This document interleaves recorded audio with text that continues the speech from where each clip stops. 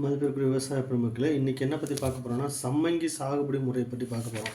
ஏன்னா சம்மங்கி வந்து மிக முக்கியமான அதிக லாபகரமான ஒரு மலர்பயிர். லாபகரமான பயிர். ஏன்னா வந்து இதில் வந்து மலர் பயிர்னால அதிகமான வேலை இருக்கும். கிழங்குகள் மூலியமாக வந்து நடங்குறாங்க. ஆனால் வந்து இதில் வந்து உர மேலாண்மை மற்றும் பூச்சி மேலாண்மை இது ரெண்டுமே மிக முக்கியமானது. ஏன்னா வந்து அதிகமாக உங்களுக்கு பூ வந்து ரெகுலராக பூ வந்துக்கிட்டே இருக்கணும் அப்படின்னா வந்து அதுக்கு நம்ம உர மேலாண்மையும் பூச்சி நோய் மேலாண்மையும் மிக முக்கியமானது. என்னென்ன உரம் வைக்கணும் அப்படின்னு பார்த்தோம்னா, முதலாவது பார்த்தோம்னா தலைச்சத்து, மணிச்சத்து, சாம்பல் சத்து. நமக்கு தெரியும் NPKன்றது தலைமணி சாம்பல் சத்து. இது எப்படி கொடுக்கலான்னு பார்த்தீங்கன்னா, மாதம் கூட கொடுக்கலாம். ஒரு மூட்டை வந்து ஒரு எண்ணுக்கு பார்த்தீங்கன்னா ஒரு அரை மூட்டை யூரியா, ஒரு மூட்டை SSP சிங்கிள் சூப்பர் பாஸ்பேட் கொடுக்கலாம். பொட்டாஸ் வந்து ஒரு 10 கிலோ அளவு கொடுக்கலாம். ஓகேங்களா?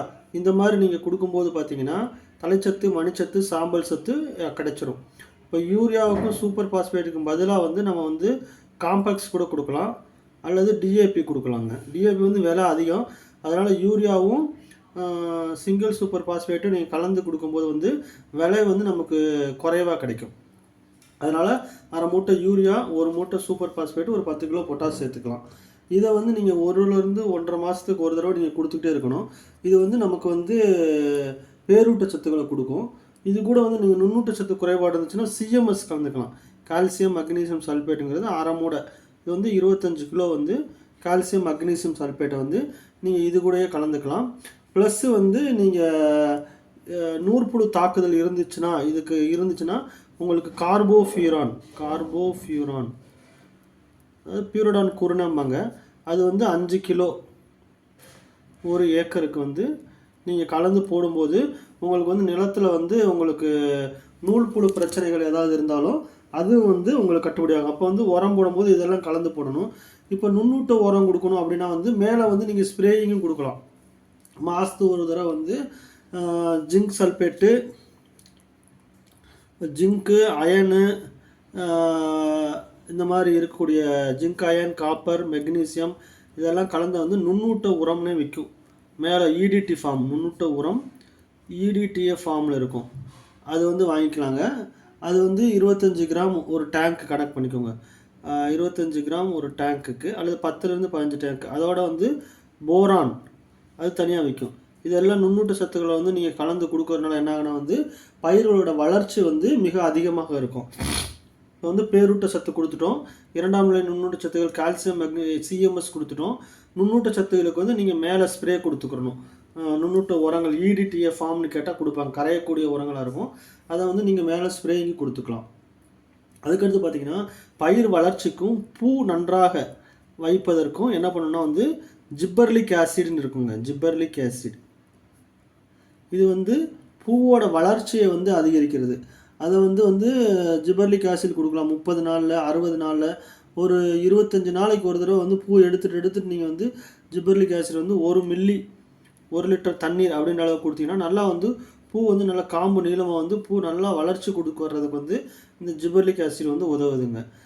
இதை வந்து நீங்கள் வந்து ஒவ்வொரு தடவையும் பூ எடுத்துகிட்டு ஒரு தடவை கொடுத்தீங்கன்னா நல்லா பூ அதிகமாக கட்டி வரும். இதெல்லாம் வந்து பூ வளர்ச்சிக்கும் ஊட்டச்சத்துக்கும் சொல்லியாச்சு. அப்புறம் மிக முக்கியமான என்ன பூச்சி நோய் அப்படின்னு பார்த்தீங்கன்னா, பூச்சியில் பார்த்தீங்கன்னா நூல்புழு வந்து மண்ணுக்கு கீழே இருக்கும்.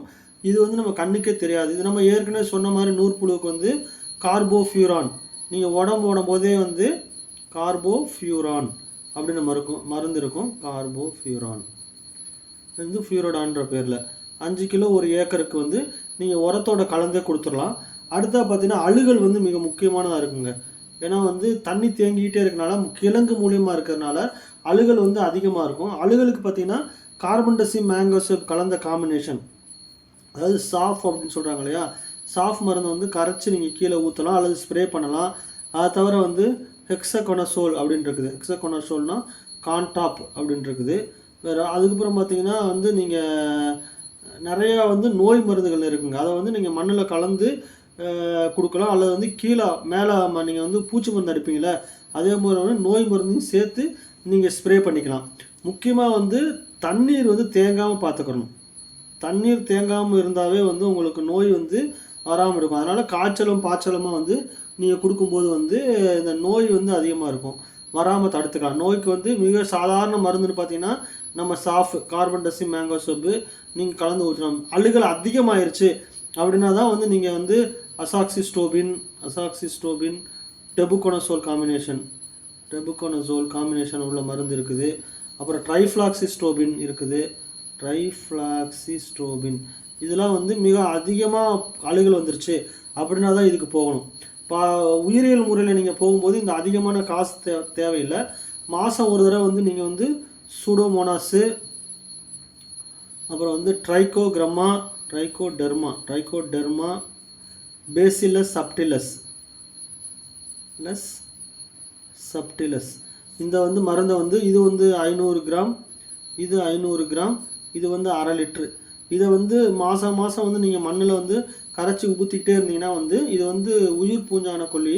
அதனால் வந்து உங்களுக்கு பயாலஜிக்கல் முறையில் இருக்கிறனால உங்களுக்கு நோயோட தன்மையை வந்து கொஞ்சம் கொஞ்சமாக குறைச்சி அழுகலை வந்து சுத்தமாக வராமல் தடுக்கக்கூடியது. இது வந்து பயாலஜிக்கல். அதுக்கடுத்து இன்னொன்று பார்த்தீங்கன்னா மீலிபக் வந்து பூச்சியில் வந்து மாவு பூச்சி வந்து மிக முக்கியமானது. இந்த மாவு பூச்சி வந்து ஏன்னா வந்து வெயில் காலத்தில் அதிகமாக இருக்கும். இதை மருந்து அடிக்கும்போது என்ன ஆகும்னா நீங்கள் அந்த செடியெல்லாம் களைச்சி நல்லா மாவு மேலே படுற மாதிரி தனித்து செடிக்குள்ளே அடிக்கணும். அப்போ தான் இது வந்து கண்ட்ரோல் கிடைக்கும். அதுக்கு வந்து தயோமீத்தாக்சைம் அப்படின்ற மருந்து இருக்குது. அதோட ஒட்டு பசையில் கலந்து நீங்கள் ஸ்ப்ரே பண்ணும். தயோமீத்தாக்சைம் அல்லது இமிடாக்ளோபிரிட் வந்து 70 WG ஃபார்முலேஷன் இருக்குது. இதெல்லாம் வந்து நீங்கள் கலந்துக்கலாம். இது வந்து தயோமீத்தாக்சைம் பார்த்தீங்கன்னா 1 கிராம் 1 லிட்டர் தண்ணிக்கு, இது வந்து 0.5 கிராம் 1 லிட்டர் தண்ணிக்கு. இது ஒரு தடவை மாற்றி கூட நீங்கள் அடித்து இந்த மாவு பூச்சியோட தாக்குதலை கட்டுப்படுத்தலாம். இது தவிர உங்களுக்கு ஏதாவது சந்தேகங்கள் இருந்துச்சுன்னா நீங்கள் என்னோடய நம்பருக்கு வந்து வாட்ஸ்அப் மூலிமா தொடர்பு கொண்டீங்கன்னா நான் உங்களுக்கு தேவையான தகவல்களை கொடுப்பேன். நன்றி, வணக்கம்.